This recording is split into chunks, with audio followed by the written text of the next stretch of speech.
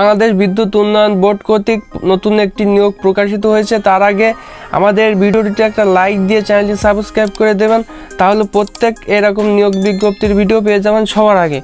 তো বন্ধুরা, এখানে দেখতে পাচ্ছেন বাংলাদেশ বিদ্যুৎ উন্নয়ন বোর্ড কর্তৃক একটি নিয়োগ প্রকাশিত হয়েছে। তো এখানে পদের নাম ও বেতন দেওয়া আছে এবং স্কেল দেওয়া আছে। তা পদ এখানে দেখতে পাচ্ছেন সহকারী প্রকৌশলী তড়িৎ, ইই, যান্ত্রিক, civil, chemical, computer science and engineering, CSE।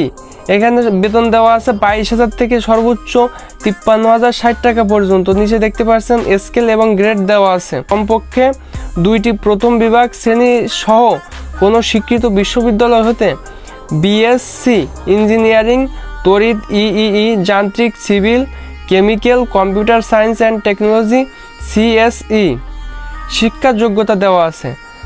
এখানে দেখতে পাচ্ছেন প্রথম দেওয়া আছে SSC বা সমমান এবং HSC বা সমমান পরীক্ষার ফলাফলের ক্ষেত্রে প্রথম বিভাগ GPA 3 পয়েন্ট বা তার ঊর্ধ্বে, দ্বিতীয় বিভাগ 2 পয়েন্ট থেকে 3 পয়েন্টের কম, অনুমোদিত বিশ্ববিদ্যালয় কর্তৃক প্রদত্ত ক্ষেত্রে অর্জিত CGPA এখানে পয়েন্টের স্কেলে দেওয়া আছে। তো এখান থেকে দেখে নিতে পারবেন।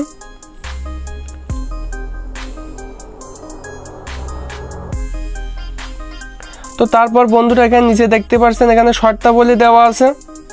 তো আপনারা চাইলে এখান থেকে শর্তাবলী দেখে নিতে পারেন। চাকরির নিয়োগ পরীক্ষার সময় প্রকাশ করা হয়েছে 10 মে 2024, কিন্তু পরীক্ষার ডেট ফেলানো হয়েছে।